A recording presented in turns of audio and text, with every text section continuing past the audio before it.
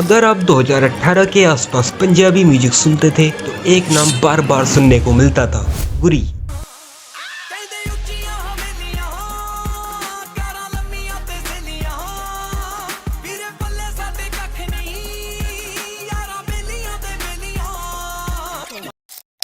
एक के बाद एक हिट देने के बाद लोगों को लगने लगा था कि ये बंदा पंजाबी म्यूजिक इंडस्ट्री का नया सुपरस्टार बनने वाला है। लेकिन आगे चल के गुरी के साथ कुछ ऐसा होता है जिसने गुरी का नामो निशान तक मिटा दिया। तो क्या वो पंजाबी म्यूजिक इंडस्ट्री की पॉलिटिक्स थी या फिर ऑडियंस ने गुरी को खुद ही रिजेक्ट कर दिया? तो आपके इन सभी सवालों का जवाब वीडियो के एंड तक आपको मिल जाएगा।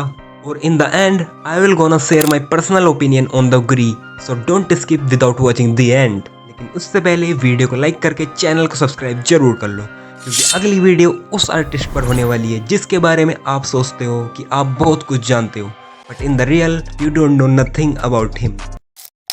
जब गुरी का नाम पंजाबी म्यूजिक इंडस्ट्री में आना शुरू हुआ तब उसकी सबसे बड़ी स्ट्रेंथ उसकी मेलोडी थी। उसके गाने ना ही तो गैंगस्टर थीम पर बेस्ड थे और ना ही अननेसेसरी शो पर। उसके गाने डायरेक्टली यूथ के दिल को हिट कर रहे थे। लेकिन उसके बाद फिर आता है गुरी का यार बिल्ली, जिसके बाद गुरी की गेम पूरी तरह से चेंज हो गई। कॉलेज स्टूडेंट से लेकर स्कूल स्टूडेंट तक हर जगह गुरी ही गुरी था। फिर उसके बाद गुरी ने निरा इसके ड्रॉप कर दिया, जिसके चलते लोगों को लगने लगा कि ये तो हिट मशीन है। फिर उसके बाद गुरी ने बिल्लियां बिल्लियां और जिम्मी चू जैसे मास्टरपीस सॉन्ग रिलीज किए और देखते ही देखते गुरी पंजाबी म्यूजिक इंडस्ट्री का A1 लिस्ट आर्टिस्ट बन गया। तो इस टाइम पर सब कुछ परफेक्ट चल रहा था, मिलियन बिलियन में व्यूज, सोल्ड आउट कॉन्सर्ट, ये सब गुरी के लिए आम बात थी। लेकिन यहीं से असली प्रॉब्लम की शुरुआत हुई, जो कि बहुत कम लोग नोटिस कर पाए। गुरी की सबसे बड़ी स्ट्रेंथ उसकी सबसे बड़ी वीकनेस में बदलने वाली थी, लेकिन गुरी को इसका अंदाजा भी नहीं था।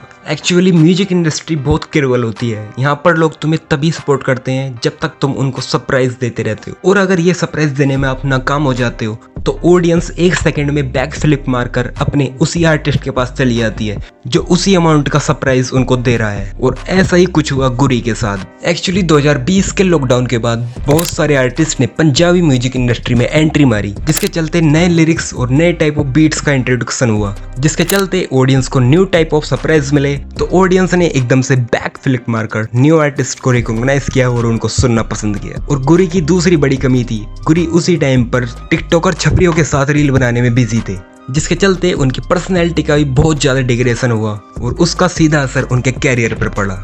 लेकिन इसके बाद भी गुरी ने बहुत सारे ट्रैक्स निकाले, लेकिन उनको इतनी रिकॉग्नाइजेशन नहीं मिली, क्योंकि ऑडियंस की एक्सपेक्टेशन गुरी से बहुत ज्यादा हाई थी। ऑडियंस को हर बार गुरी से यार बिल्ली और निरा इश्क ही चाहिए था। जब किसी आर्टिस्ट को उसके ही क्लासिक वर्जन से कंपेयर किया जाने लगे तो कंपटीशन किसी और से नहीं खुद से ही हो जाता है, जो कि एक आर्टिस्ट के लिए सबसे बड़ी प्रॉब्लम बन जाती है। तो मेरे भाइयों और बहनों, गुरी का दौर अभी खत्म नहीं हुआ है, बस उसका टाइम थोड़ा चेंज हुआ है।